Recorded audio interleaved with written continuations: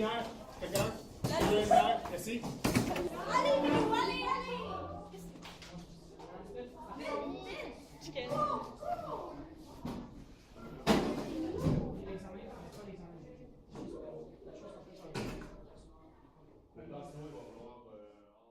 Je crois que les Chinois, c'est quand même très facilement. Ils sont très très forts, une grosse concentration toujours sur leur travail et ils vont et ils mettre font beaucoup rien d'autre. d'efforts dans leur vie scolaire.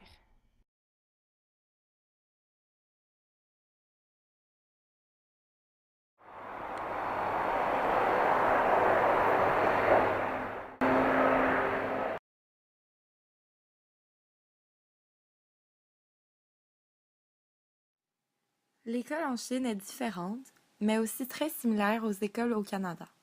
Les cours durent moins d'une heure, mais leurs journées finissent beaucoup plus tard que les nôtres. Des fois, je crois avoir beaucoup d'ouvrages, mais ce n'est rien comparé aux piles de travaux qu'ils ont. La plupart doivent laisser tomber les loisirs qu'ils aiment pour faire assez de place à leurs ouvrages. Quelques élèves aiment le défi que présente l'école chinoise, mais d'autres n'en voient aucunement l'utilité. L'école est importante pour les élèves chinois, mais pas autant que nous le pensons. Ils sont tout de même des adolescents comme les autres. Ils ne sont pas bioniques, seulement d'un autre continent que le nôtre.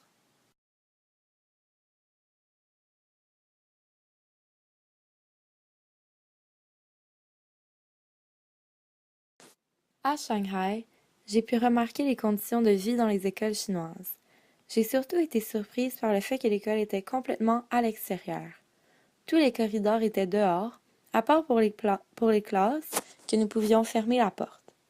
Par contre, les classes avaient la même température qu'à l'extérieur.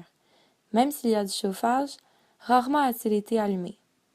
Nous devions garder nos manteaux pendant les cours, ce que je n'ai pas trouvé agréable.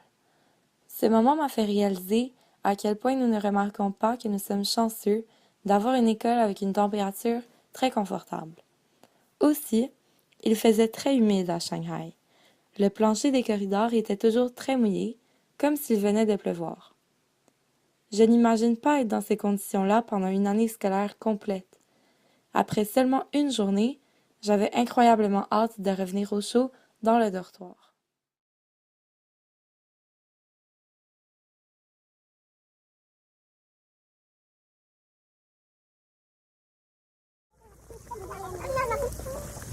À Hangzhou, la vie scolaire est mouvementée et vivante. Les élèves sont très fiers des nombreux festivals que leur école offre. And you can call me Joyce. That's my English name. I study in Hangzhou Foreign Languages School and I'm in grade 9, also called Junior 3. My favorite part? I think our school has lots of, interesting sports and activities, like the 5 big festivals. 5 festivals. One is Science Festival. It's about all the scientific things, and also we make scientific works, and also nothing else. And the second is, let me think, the English Festival. We have an English festival and lasts for almost a week. And at that week, we have lots of activities like, drama. We have a drama night in the end, and all the students join that. And we have drama shows, and also students sing songs and dance on that show. And also the third one. The third one is costume festival. Oh, that one's just for Chinese costume. Yeah, we have lots of cultural things. So it happens 2 years. Yeah, it happens for 2 years. And also, another 2. Sports events.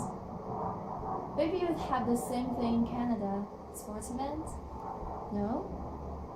We do some, such as high jumping and also running, things such as that, and we compete to each other as a group or as our class is a team.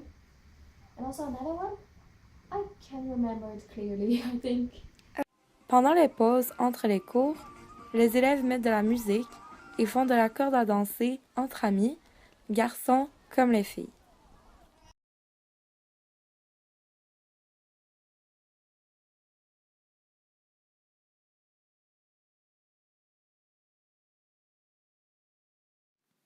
À Jinan, j'ai eu l'opportunité de distinguer la pression scolaire chinoise de notre pression scolaire. Dans la classe où j'assistais au cours, quelques élèves se sont fait sévèrement punir. La professeure d'anglais est venue me voir pour m'expliquer ce que les élèves avaient fait et pourquoi. Les élèves jouaient aux cartes pendant qu'une professeure parlait. La professeure d'anglais m'a confié que ces élèves n'étaient pas du genre à faire de mauvais coups. C'est seulement car ils ont besoin d'un répit. Ils ont trop de pression et pas assez de temps pour être un enfant. J'ai aussi constaté les deux extrêmes des relations professeur et élève. Certains élèves s'entendent très bien avec leur professeur et aiment beaucoup le cours qu'enseigne celui-ci. Mais un professeur qui en veut à un élève a tous les droits de devenir violent avec lui. J'ai pu assister à un cours où le professeur a violemment poussé un élève, ce qui m'a vraiment choquée. Je n'étais pas au courant que les professeurs avaient le droit d'être violents avec les élèves en Chine.